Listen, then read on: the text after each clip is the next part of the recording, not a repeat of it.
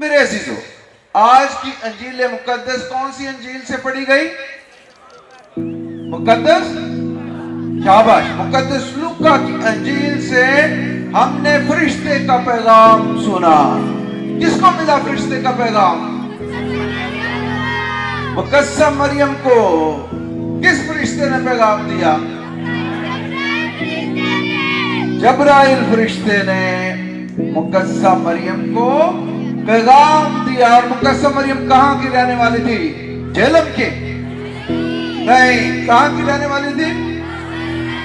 ناصرت کی ایک نوجوان کماری کو خداوند کے فرشتے نے پیغام دیا، اور پیغام دینے سے پہلے اس نے کیا کہا؟ سلام ہے مریم پرفضل، خداوند تیرے ساتھ ہے۔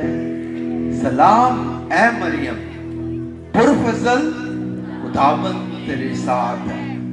فرشتے نے بھی اس عظیم ہستی کو سلام کیا۔ کیوں سلام کیا؟ کیونکہ خدا نے ناصرت کی اس نوجوان کماری کو خداوند یسوع مسیح کی ماں ہونے کے لیے چنا، اور اس لیے فرشتے نے بھی آ کر اسے سلام کیا اور اسے پرفضل کہا، اور اسے یہ بھی بتایا کہ تو اکیلی نہیں ہے، بلکہ کون اس کے ساتھ ہے؟ خداوند اس کے ساتھ ہے، خداوند تیرے ساتھ ہے۔ سلام ہے مریم پرفضل، خداوند تیرے ساتھ ہے۔ اور وہ اس کلام سے گھبرا گئی۔ کلام میں لکھا کہ وہ گھبرا گئی، وہ خوش نہیں ہوئی کہ فرشتہ آیا ہے اور وہ بڑا اچھا پیغام دے رہا مجھے۔ وہ گھبرا گئی کیونکہ ایک کماری، آپ سوچے ایک نوجوان لڑکی ہو اور وہ کماری اور اس کے کمرے میں کوئی اچانک آ جائے تو اس کی حالت کیسی ہوئی؟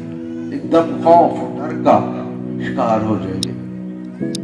تو میرے عزیزوں، مقدسہ مریم جو ایک نوجوان کماری تھی، وہ بھی اس کرب سے گزری، ڈر اور خوف، حیرانگی اور پریشانی کے عالم سے وہ بھی گزری۔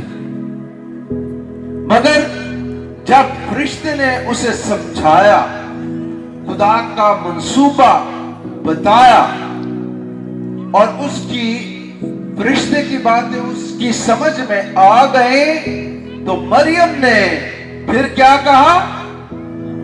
دیکھ میں خداوند کی بندی ہوں، میرے لیے تیرے قول کے موافق ہو۔ سارے میرے پیچھے آج ریپیٹ کریں گے، دیکھ میں خداوند کی بندی ہوں، میرے لیے تیرے قول کے موافق ہو۔ دیکھ میں خداوند کی بندی ہوں،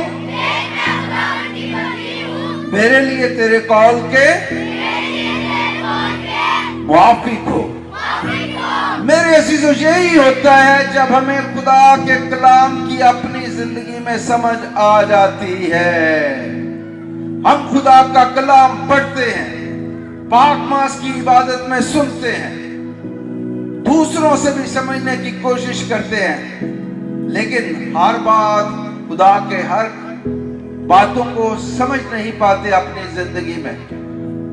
لیکن جو انسان خدا کی باتوں کو سمجھ لیتا ہے، اس کی زندگی یکسر بدل جاتی ہے، تبدیل ہو جاتا ہے۔ انسان تبدیل ہوتے ہوئے دیکھے کبھی آپ نے اپنی زندگی میں؟ دھوکے فریب کو تبدیل ہوتا ہے۔ جو حقیقی طور پر تبدیل ہوتا ہے وہ بھی مقدسہ مریم کی طرح یہ کہتا ہے کہ دیکھ میں خداوند کی بندی ہوں یا بندہ ہوں، میرے لیے تیرے قول کے موافق ہو۔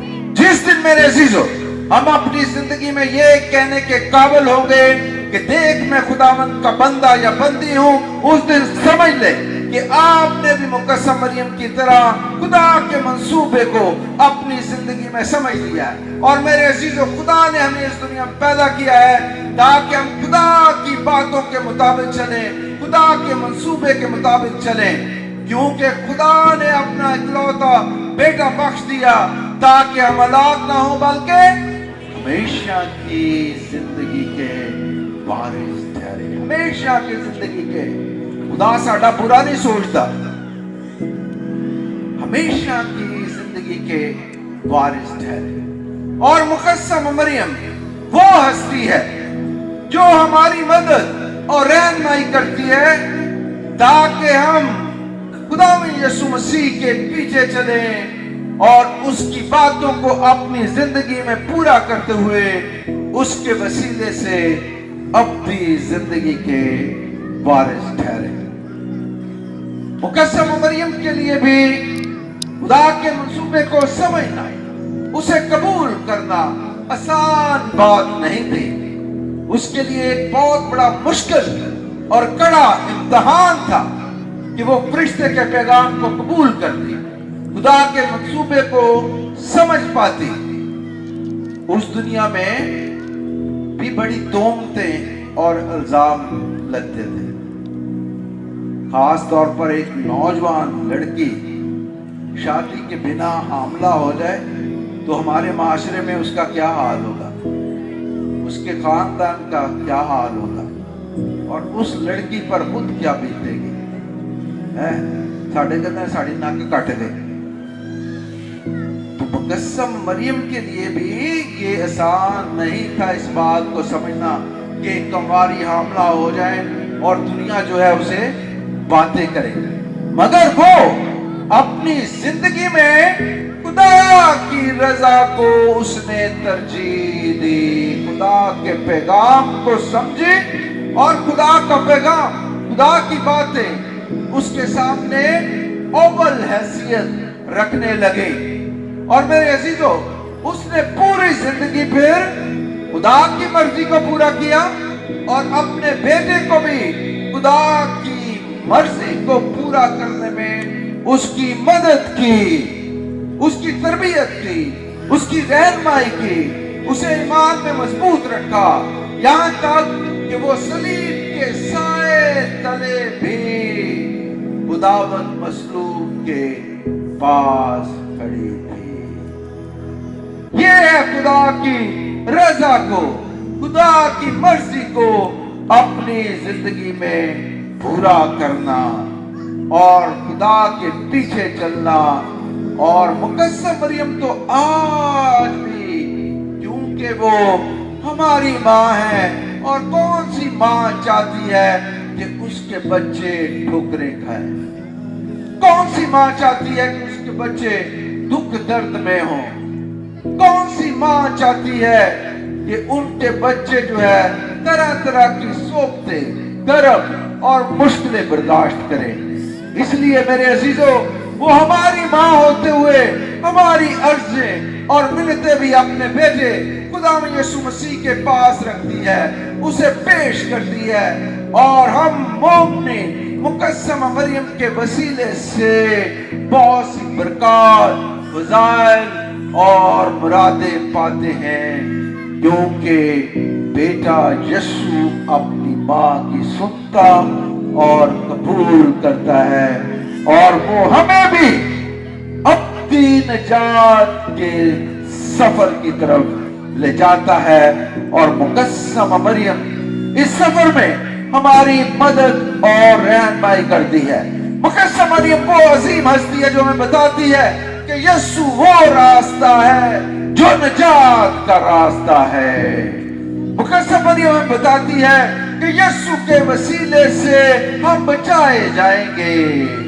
مقدسہ مریم ہماری رہنمائی کرتی ہے کہ ہم نجات کا راستہ اختیار کریں اور اس کے وسیلے سے نجات پائیں۔ یہ ہے ماں کا کردار، یہ ہے ماں کی ہمارے لیے محبت اور شفقت اور رحم، کہ وہ زندگی میں ہمارے ساتھ ساتھ چلتی ہے اور ہماری مدد اور रहनुमाई करती है।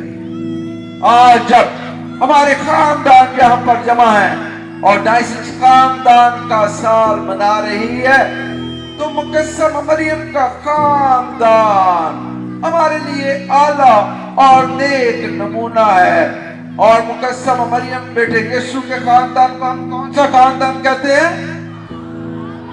पाक खानदान। कौन सा खानदान कहते हैं? पाक खानदान। तो हम भी अपने अपने खानदानों को पाक खानदान के नमूने पर डालने के लिए बुलाए गए हैं। और पाक खानदान ने सबसे पहले खुदा की मर्जी को अपने खानदानों में तरजीह दी। हम भी आज इसलिए बुलाए गए हैं कि हम पाक खानदान के नक्शे कदम पर चलते हुए अपने अपने खानदानों में भी खुदा बाप की मर्जी को पूरा करें और पाक खानदान के नक्शे कदम पर अपने आप को चलाएं। मेरे अजीजों, मेरी दुआ है कि आज जब हम मुकस्सम मरियम के साथ अकीदत और मोहब्बत के लिए खड़े हैं और यहाँ पर मुकस्सम मरियम की ताजपोशी भी की गई है, दुपट्टे डालकर भी और हार रखकर फूल रखकर भी उसके साथ अकीदत और मोहब्बत का इजहार किया गया है और इबादत के बाद भी आप इसका सिलसिला जारी रखेंगे, तो मेरी दुआ है कि मुकस्सम मरियम आप सबको अपनी बरकत और फजाइल से माला माल करे और आपके तमाम खानदानों की हिफाजत और निगहबानी करें और हमारी कलीसिया हमेशा मुकस्सम मरियम के साथ अकीदत और मोहब्बत में बढ़ते जाएं। आमीन।